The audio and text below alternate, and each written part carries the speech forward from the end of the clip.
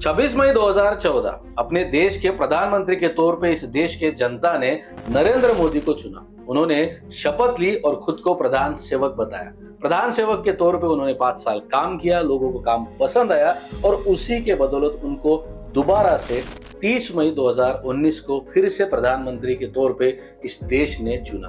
अब वो 5 साल भी खत्म होने आ गए। पिछले 10 साल में मोदी सरकार ने कई बड़े और बोल्ड डिसीजंस लिए जिनका डायरेक्ट और इनडायरेक्ट असर हमारे जिंदगी में जरूर पड़ता है। लेकिन अर्थव्यवस्था एक ऐसा विषय है जिसका सीधा असर हमारे जीवन पे पड़ता है। अगर अर्थव्यवस्था अच्छी, हम अच्छे तो देश अच्छा, अगर खराब तो सब कुछ खराब। और हमें पता ही है कि कोरोना पैंडेमिक के बाद हमारे भारत की अर्थव्यवस्था कई नीचे आ गई थी। उसको फिर से पटरी पर लाकर वापस से स्ट्रांग बनाने में ये सरकार सफल रही है। अब 2023 भी खत्म होने को आ गया है, लेकिन इस 2023 में भारतीय अर्थव्यवस्था ने कई ऊंचाइयां हासिल की है, कई सक्सेस देखे। इन्हीं सारे सक्सेस और ऊंचाइयों के बारे में आज के वीडियो में हम बात करेंगे। लेकिन उसके पहले अगर मेरे चैनल पे आप नए हो, मेरा काम अगर आपको अच्छा लगता है, वीडियो से अगर आपको वैल्यू मिलती है तो प्लीज मेरे चैनल को सब्सक्राइब करें। मेरा नाम है जय नाइक, मेरे साथ बने रहे और आप देख रहे हैं जय नाइक टॉक्स।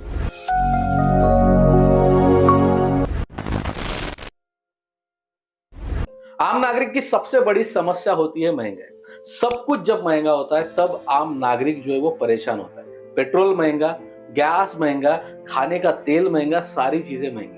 लेकिन जो समय बदलता है, समय के अनुसार सारी चीजें महंगी होती ही है। जब हम किसी चीज को बेचते हैं और हमें उसे बनाने के लिए ज्यादा पैसा लगता है तो उसे हम ज्यादा कीमतों में बेचना ही पसंद करते हैं ताकि हमें अच्छा प्रॉफिट मिले और हम भी कुछ कमा पाए। सरकार के पास भी यही मजबूरी होती है कि समय के साथ चीजों को महंगी करनी पड़ती है और ऑटोमेटिकली चीजें महंगी होती है। लेकिन फिर भी रिजर्व बैंक ऑफ इंडिया का एक आइडियली परसेंटेज है कि 5% से अधिकतम ये महंगाई का दर जो है वो होना नहीं चाहिए। सरकार की कोशिश रहती है कि आरबीआई के दिए गए आइडल परसेंटेज के नीचे ही महंगाई का दर रखे और यह सरकार 2023 में आखिरकार इस महंगाई के दर को 5% से नीचे रखने में कामयाब हुई है। लेटेस्ट रिपोर्ट के अनुसार भारत के अभी जो महंगाई रेट है वो 5-6 के लगभग है, लेकिन आने वाले समय में वो 5% से भी नीचे होने की बहुत संभावना है। एक सक्सेस ही है जो महंगाई को कंट्रोल कर रही है और लास्ट 1 ईयर से हमने देखा है कि महंगाई बहुत लेवल पे कंट्रोल हुई है। हमने देखा है कि पेट्रोल के भाव जो है वो मेंटेन रहे हैं, गैस की कीमतें भी कम हुई है, जो खाने का सामान है, तेल है, अदर जो कुछ भी चीजें हैं वो सारी चीजें मेंटेन हमने देखी। जिनकी कीमतें जनवरी 2023 में जितनी थी वो आने वाले 2024 में जनवरी में हम उतने ही देखेंगे। Goods and service tax bill जब देश में लाया जा रहा था, सभी के तरफ से उस बिल को विरोध हुआ था। विरोध का कारण ये था कि सबको ऐसे लगा कि जीएसटी का लफड़ा पीछे लगाना ही क्यों फाइलिंग करना, हर महीने में हम कितना कमा रहे, कितना खर्चा कर रहे, कितना हमें प्रॉफिट आ रहा है, ये सरकार को क्यों बताना।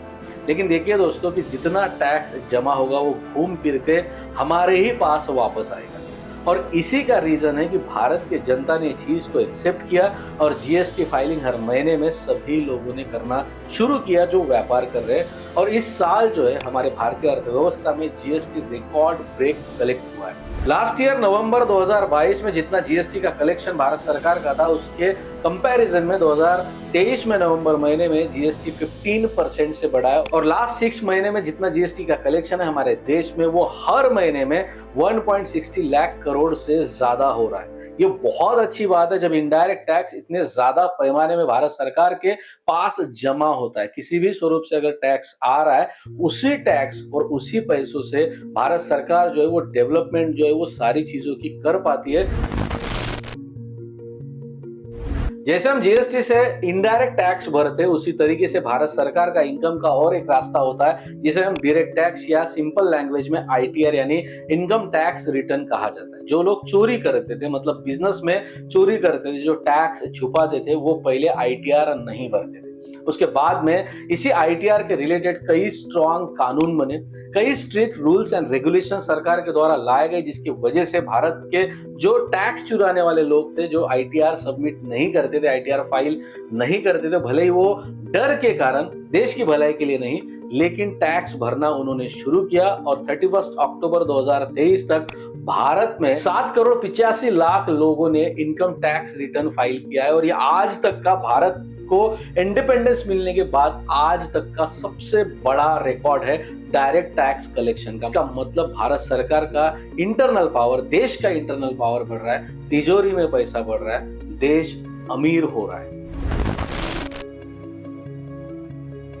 देखिए, डिजिटल बनेगा इंडिया तभी तो बढ़ेगा इंडिया। काला धन का मतलब क्या होता है? काला धन मतलब कैश में ट्रांजैक्शन करना, सीधा कैश देना और कैश लेना। लेकिन जब से डीमोनेटाइजेशन हुआ, मतलब नोटबंदी हुई, भले उस नोटबंदी का डिसीजन उतना अच्छा साबित नहीं हुआ, लेकिन उसके बाद एक रूल बनाया गया है कि आप कोई भी ट्रांजैक्शन कैश में 2 लाख के ऊपर नहीं कर सकते।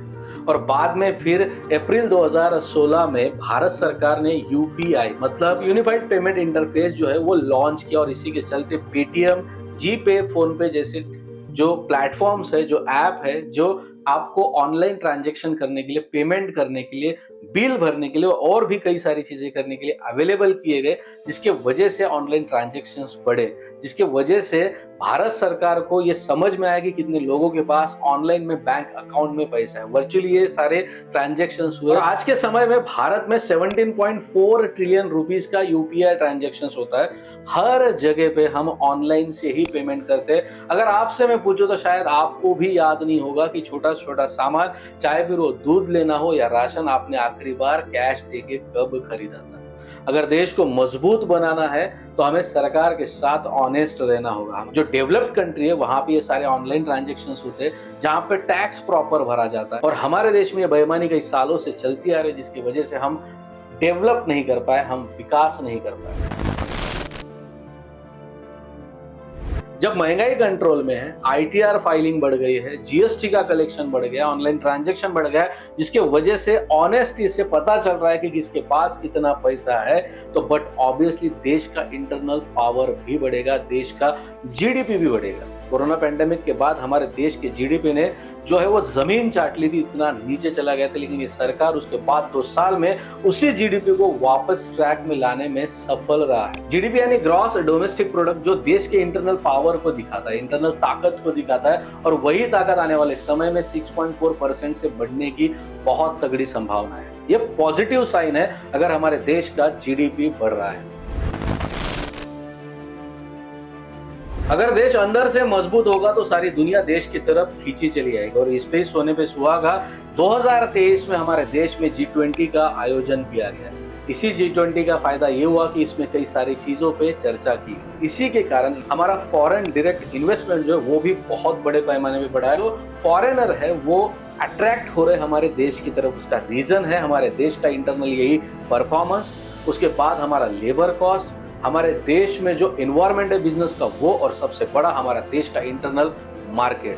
अगर हम आईफोन की बात करें, फेसबुक, गूगल, यूट्यूब की बात करें, तो इन सभी का सबसे बड़ा मार्केट है इंडिया। इसी के कारण, और ये मार्केट बना क्योंकि देश डिजिटल बना, देश में ये सारी चीजें आई। एक समय पे ऐसा था कि हम 250 रुपए में 1 GB का डेटा खरीदते थे, आज 250 रुपए में पूरा महीना हम इंटरनेट फ्री में चलाते। और इसी के कारण ये प्लेटफॉर्म यहाँ पे क्रिएट हुए और पूरी दुनिया जो है भारत की तरफ आकर्षित होने लगी।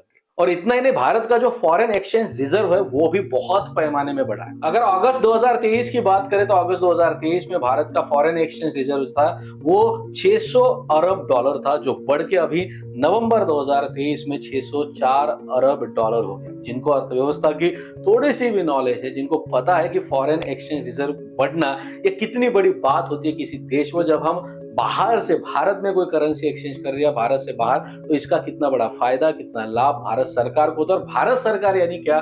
भारत सरकार यानी आप और मैं।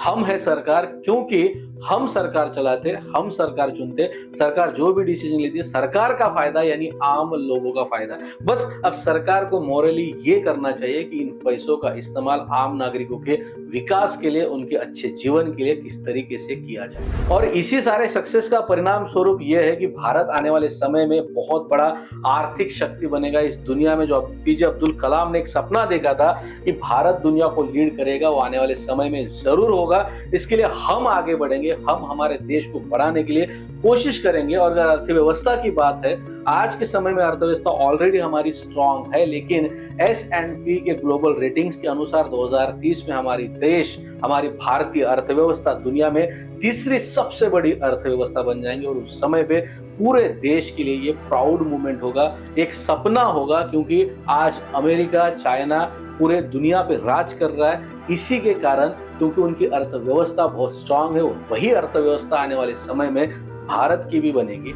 आने वाले समय में चुनाव होने वाले, सरकार फिर मोदी जी की आए या कांग्रेस की आए, इंडिया अलायंस की आए या बीजेपी की आए, हमें उससे मतलब नहीं। जिस तरीके से 2023 में भारतीय अर्थव्यवस्था ने तरक्की की है, ऊंचाइयां देखी है, सक्सेस देखा है, हर साल वही ऊंचाइयां, वही तरक्की भारत सरकार ने करना चाहिए, तभी जाके ये देश दुनिया को लीड कर पाएगा। सरकार किसी के भी हो, काम इसी तरीके से होना चाहिए।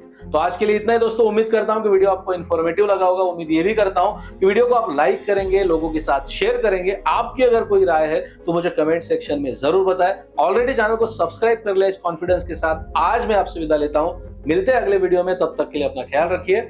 धन्यवाद।